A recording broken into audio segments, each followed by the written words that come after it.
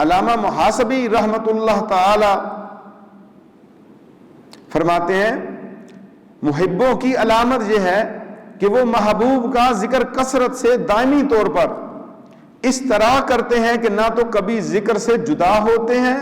نہ کبھی چھوڑتے ہیں، نہ کبھی کوتاہی کرتے ہیں۔ اور حکماء کا اس پر اجماع ہے کہ محب محبوب کا کثرت سے ذکر کرتا ہے، اور محبوب کا ذکر محبوں کے دلوں پر ایسا غالب ہوتا ہے کہ نہ تو وہ اس کا بدل چاہتے ہیں اور نہ اس سے پھرنا چاہتے ہیں، اور اگر ان کے محبوب کا ذکر ان سے جدا ہو جائے تو ان کی زندگی تباہ ہو جائے اور وہ کسی چیز میں لذت و حلاوت نہیں پاتے جو ذکر محبوب سے پاتے ہیں۔ تو حضور صلی اللہ تعالی علیہ وآلہ وسلم کی محبت کی علامتوں میں سے یہ ہے کہ آپ کے ذکر شریف کے وقت آپ کی تعظیم کی جائے، خصوصاً آپ کا نام گرامی سنتے وقت خشوع و خضوع، عاجزی و انکساری کا اظہار کیا جائے۔ اور آپ صلی اللہ تعالی وسلم کی محبتوں کی علامت میں سے یہ بھی ہے کہ آپ کی زیارت اقدس کا بہت زیادہ شوق پیدا کیا جائے، کیونکہ ہر محب اپنے محبوب کی ملاقات کو محبوب رکھتا ہے۔ اپنی دعاؤں میں اللہ سے مانگا جائے کہ یا اللہ مجھے اپنے محبوب کی زیارت کرا دے، مجھے اپنے محبوب کے در پہ لے جا،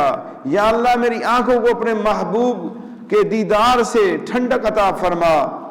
اور آپ صلی اللہ تعالی وسلم کی محبت کی علامتوں میں سے یہ بھی ہے کہ آپ کا محب آپ کے ذکر شریف سے روحانی لذت و سرور پائے اور آپ کے نام مبارک کو سننے کے وقت خوش ہو۔ تو آپ کا ذکر ذکر خدا ہے۔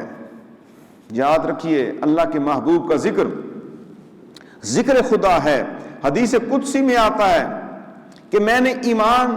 کا مکمل ہونا، اللہ تبارک و تعالی حدیث قدسی میں ارشاد فرماتا ہے میں نے ایمان کا مکمل ہونا اس بات پر موقوف کر دیا، اے محبوب صلی اللہ تعالی وسلم میرے ذکر کے ساتھ تمہارا ذکر بھی ہو، اور میں نے تمہارے ذکر کو اپنا ذکر ٹھہرا دیا، پس جس نے تمہارا ذکر کیا اس نے میرا ذکر کیا۔ حضرت ابو سعید خدری رضی اللہ تعالیٰ عنہ فرماتے ہیں کہ حضور صلی اللہ تعالیٰ علیہ وآلہ وسلم نے فرمایا میرے پاس جبرائیل آئے اور کہا بے شک آپ کا رب فرماتا ہے اے حبیب تمہیں معلوم ہے کہ میں نے تمہارا ذکر کیسا بلند کیا ہے؟ تو میں نے کہا اللہ خوب جانتا ہے۔ فرمایا کہ میرا ذکر ہوگا تو تیرا ذکر بھی میرے ذکر کے ساتھ ساتھ ہوگا۔